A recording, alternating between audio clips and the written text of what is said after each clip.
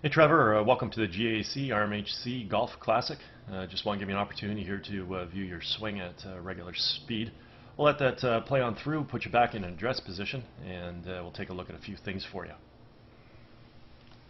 So while we got you here set up in your address position, let's first of all take a look at your posture. We can see that your spine is straight and on a slight tilt, obviously a little bit too vertical there. Legs come down into a gently unlocked position. And your arms hang down, obviously, close to your body off that vertical spine. Then the forearms work away, and then the club works out to the ball. So ultimately, if we're going to work on your golf game, we'd go ahead and revise this posture a little bit by getting your tail out and up a bit, get your sternum up, out, and forward a hair. And ultimately, what that's going to do, it's going to increase the angle to your spine here. We'd also like you to get your knees unlocked a little bit more. We don't want you to bend your knees, but we do want them to unlock.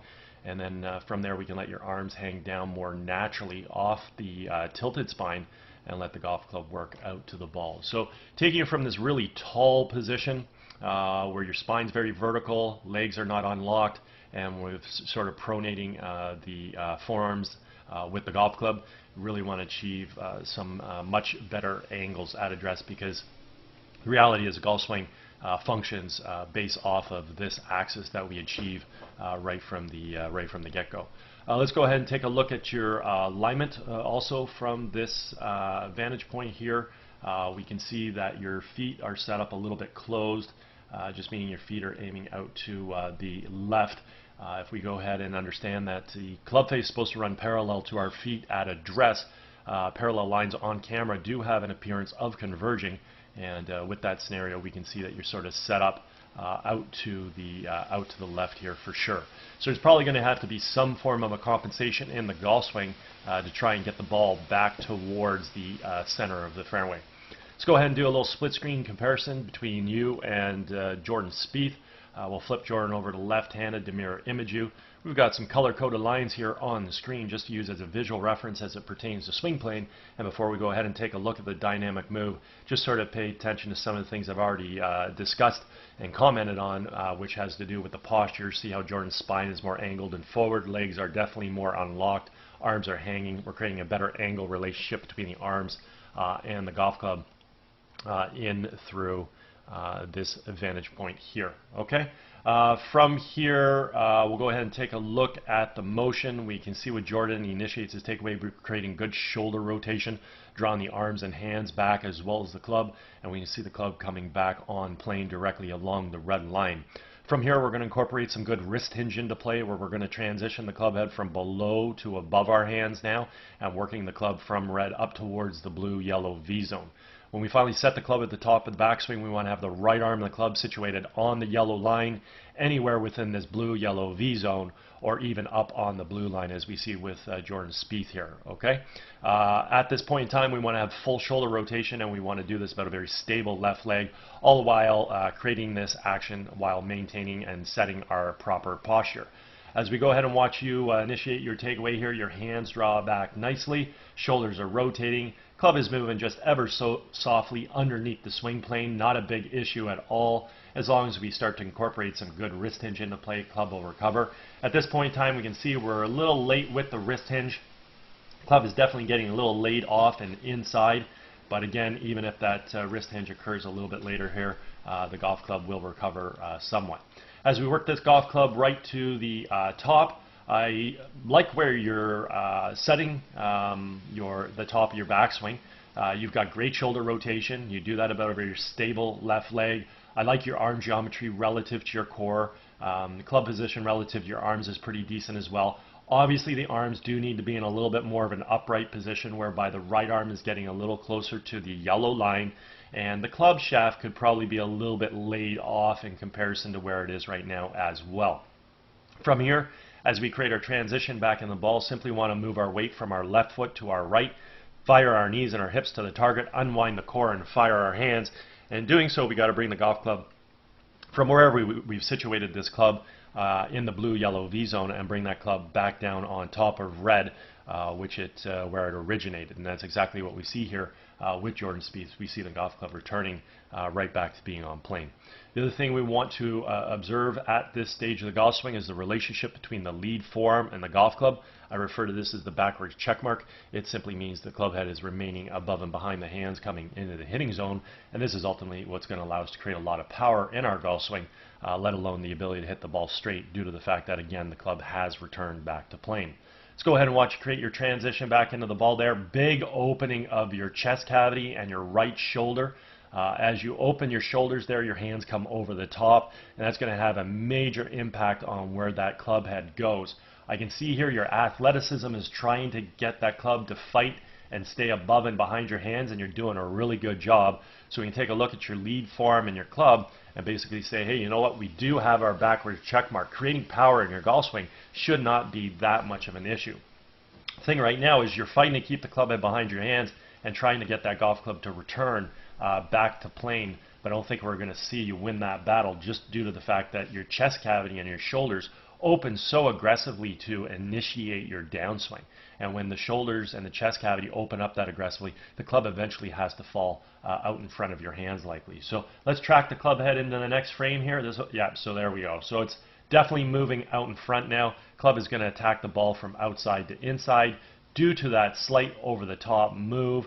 And therefore the descending plane is coming in too steep, as we can see here, and then that steep golf swing causes the club to move on a path from out to in and also follow your chest cavity and your shoulders, which are wide open.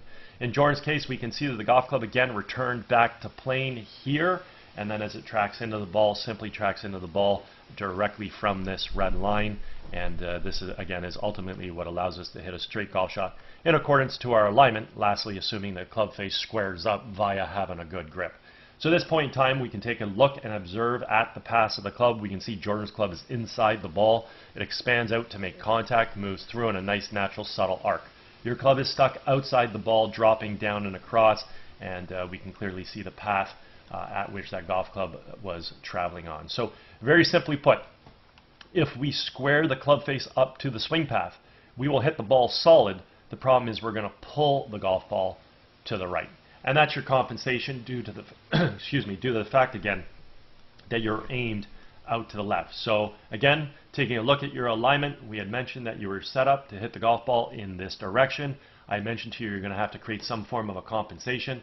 That compensation is throwing your hands over the top, coming in steep, swinging the club from outside to inside, and ultimately you're trying to pull the golf ball back towards the intended target.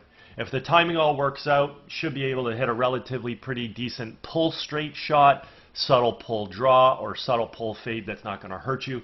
But because you're swinging that club on the red path, if you happen to over release the club, what will happen is you'll hit some form of a pull hook or pull draw. If you leave the club face too open to the red path, then you end up sort of blocking the ball a little bit left of that swing path, and then because we've left the face open, we're hitting some kind of a pull fade or pull slice. So the end result of the golf shot is dictated based on the timing of the club face. If we over release the club to the red path, we are going to end up pulling the ball down the red arrows. If we leave the club face wide open to the red path, we will hit the ball down the yellow arrows. And if we time it properly, then we'll be able to hit what I refer to is a pull straight shot, and that golf ball will hopefully be able to stay on line at its target. As we carry ourselves through that golf shot, let's just sort of pay attention to your footwork. We can see with Jordan Spieth, left heel was off the ground at impact. The left heel keeps moving off the ground all the way up down to the toe of the left foot. Allows the weight to get to the right side, hips to square around, shoulders to fully rotate with the hands high and the club back in behind us. See how you do with your footwork here. So we stay flat-footed on your back foot. So definitely one of the things you want to do is learn how to create proper footwork, whereby when you swing through, just very simply let your left heel come up off the ground, get up on the toe of your left foot. That'll displace your weight on your right side. All your excuse me again, will carry all your energy through that golf shot. It'll be a lot more efficient, a lot more natural, and also what will happen is it'll alleviate a lot of pressure you're putting on your lower back due to the disc staying flat on the ground with you carrying all this energy around to the right. So you might find during a round of a golf or after or the day after that your lower back may be hurting just a little bit due to that restriction. Okay? Overall, we got some nice athleticism in your golf swing. I like how your hands work. They come back, they fire through. You got good turn, good coil, uncoil. You need better footwork to allow yourself to carry through to a better finish. And then ultimately, if we want to be consistent, there's three things we need. We need to aim well. Feet have to run parallel right of our target line. We have to have a good downswing plane. And at that point in time, we also have to associate a good club face position to the ball. In your case, we're aiming too far left. And then we're creating a compensation whereby we're starting our downswing that comes over the top. Now we're trying to pull the ball back to the right. Now we've got to compensate with that club face to leave it open and hopefully be able to sort of pull fade the ball back online. And again, if the club over releases, it's going right. Under releases, it's going too far left. And if you time it properly, you will find your intended target. But again, at the end of the day, it just requires way too much timing on your part. Okay? Anyways, at any point in time you ever want to work on any of these aspects of your golf swing, I'm based out of Glen Abbey in Oakville. Be happy to structure a program for you. Also, if you're involved with any golf tournaments and all, and you guys are looking for a unique gift to provide your guests, touch base. I'd be happy to discuss my swing analysis services with you. Anyway, hope you had a great day. Hope you enjoyed getting an opportunity to see your swing on video, and hope you enjoyed the remainder of the fall here and get a few more games in. Take care.